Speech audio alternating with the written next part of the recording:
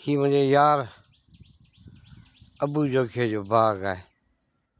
ही मुंहिंजे पुठियां ही घर आहे ऐं घर जे अॻियां ही निम आहे ऐं निम जो उताक निम जे हेठां ही अची हीअ छितर विछायो पियो आहे ऐं हिते आउं लेटियो पियो आहे।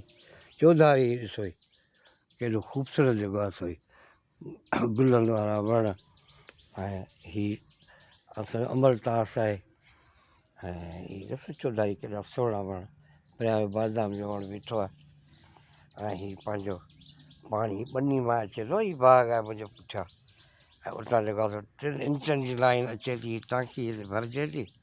ॾाढो मिठो भलो पाणी आहे ऐं सम्झो हीअ पाणी मिनरल जेको पियूं था इन खां वधीक बहितर जेको आहे सो पाणी हिन जो आहे।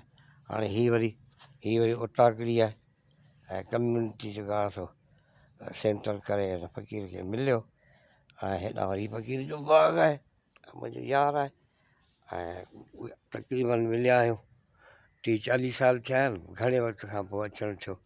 हीअ मुंहिंजा घरड़ा आहिनि हुनजा ऐं हीअ नदी हीअ जेका मलीर नदी आहे इहा हीअ जेके साम्हूं जेके वण जेके ॾिसजनि पिया इहो इहे साम्हूं इहो बाग़ आहे हिन जो बागड़ो। हिन बाग़ खां परियां जेको आहे सो नदी मटे थी ऐं आउं सम्झो जन्नत इन खां वधीक ॿी कहिड़ी थी सघे थी। जन्नत में वेठो आहे केॾो ख़ूबसूरत। हाणे निम जॾहिं आउं आयुसि त नंढड़ी निम हूंदी हुई। हाणे निम जेका थी जबल आहे जबल में जेका निमूं न वॾियूं नथियूं थियनि पर इहे एॾियूं नंढड़ियूं हाणे जो थोरो एॾो थो नंढड़ो थिए इन खां वधे नथो छो त हेठि जबल आहे हिते ऐं ॾाढो जेको आहे सुहिणो इलाइक़ो आहे।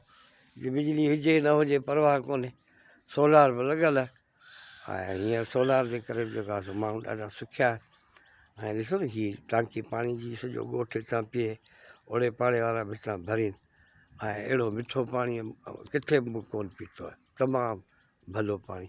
हीअ अबू जोखियो यार आहे मुंहिंजो इहे स्कूल में हो सर्विस में हो हाणे रिटायर थियो आहे हाणे वेठो आहे पंहिंजो घर में वेठो आहे ऐं अॼु आयासीं ॾाढी इज़त ॾिनई ॾाढो प्यारु ॾिनई ख़ुदा खे ख़ुशि रखे ऐं तमामु घटि अहिड़ा दोस्त आहिनि मोहबत वारा जेके कॾहिं बि मिलिजे त ईअं को घारी न पवे त को असीं को घणो वक़्तु थी वियो आहे ऐं ख़ुदा हिनखे ख़ुशि रखे।